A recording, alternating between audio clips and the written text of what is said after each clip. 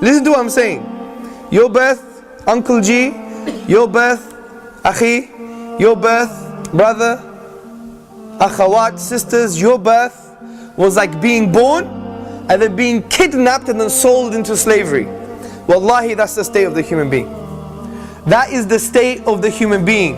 Where even the kuffar, the non-Muslim philosophers said that this was a concept called thrownness. You're just thrown into reality with no choice. Because you never chose that you're going to be a black man. Did you choose you're going to be black? No. Did you choose that you're going to be Kashmiri, Mirpuri, or whatever you are? Punjabi? Oh, Punjabi, yeah? Or whatever. You didn't choose this. Did you choose that you're going to be white? Did you choose that you're going to be gorgeous? MashaAllah, tabarakallah. Yeah? I never chose that I was going to be Greek that looks like a Pakistani. Yeah? But wallahi, think about this. Did you have a choice? You didn't even choose that you were going to be a man. Akhawat, sisters, you didn't even choose that you were going to be female. You had absolutely no choice. And by the way, you had no choice concerning your parents. No choice at all. Even your DNA, the biologists talk about that we have DNA. Even your DNA, you had no choice in your DNA, the thing that really shapes your biological makeup. No choice, zero, finished, khalas. And then we think we're free. And we think we're free. We didn't choose our parents, we had no choice. We didn't choose the socio-economic environment where our parents came from. We didn't choose the geography. We didn't choose our lineage. We didn't choose where we came from. We didn't choose our color, our gender, our size, our shape. None of these things. And we think we're free. Which is really ironic that we're living in a society that prides itself over being free. Right? It prides itself over having independent freedom. I can do whatever I want, dress however I want, talk however I want, look however I want, spend my money on whatever I want. That's the thing that makes this society take pride in itself. And yet if you go to somewhere as simple as high school, you'll find a bunch of kids that are dressed almost exactly the same. They're dressed almost exactly the same. All the hip-hop kids, they look the same. All the goth kids look the same. All the emo kids look the same. It's almost like they go through a uniform. And even the way they talk has to be a certain way to fit in with that crowd. And if you don't fit in with that crowd, then you're an outcast. And so when you look at that, I don't see freedom when I see that. What I see is cultural slavery.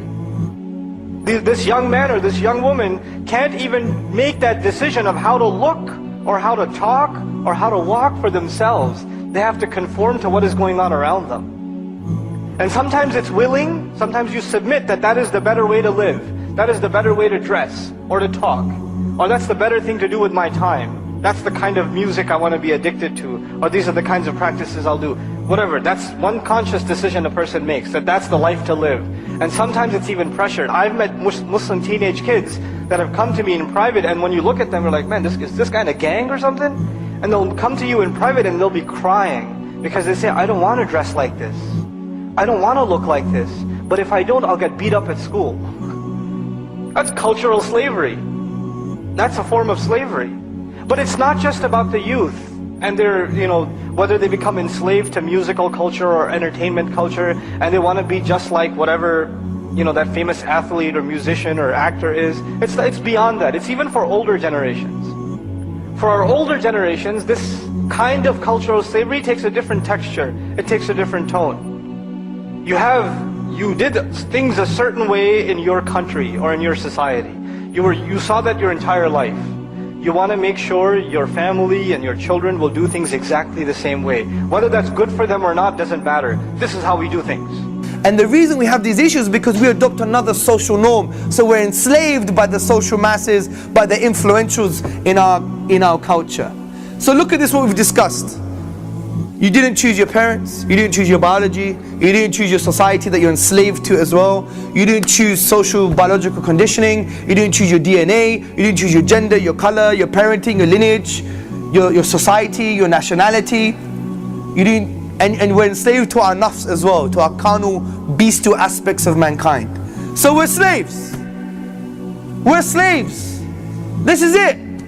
The only real freedom you have if you shoot yourself. Honestly. Honestly, that's the only act of real freedom. Even the Western philosophers would write essays on suicide. Arthur Schopenhauer wrote an essay on suicide. David Hume, he wrote an essay on suicide. I think some of them really understood the only act of freedom is to kill yourself. That's the state of mankind without purpose. Forget the drink and the alcohol and the fun and games they have. You go underneath that, you scratch the surface, they're just slaves. We're all slaves. But how do we find true liberty? How does the soul, the ruh, how does it find liberty? And interestingly, the word ruh is linked to the word raha, which means serenity, liberty. And the only way to escape from this slavery is to become a slave of Allah subhanahu wa ta'ala. That's the real bloke, that's the real man. Not the man who's enslaved to his desires, the man who's enslaved to society, the man who's enslaved to things that he didn't even choose. So this is the ultimate act of liberation. This is the ultimate act of being a true human being. In my humble opinion, if someone knows this and they don't start worshipping Allah, how can you consider yourself a human being? How could you? Do you see the unique spin on this? Because we think when we move away from religion, we're actually free. We think when we move away from religion, we're free. When we move away from Allah subhanahu wa ta'ala, we're actually free, but it's actually the opposite. When you enslave yourself to Allah, you remove the shackles of all of these types of slavery.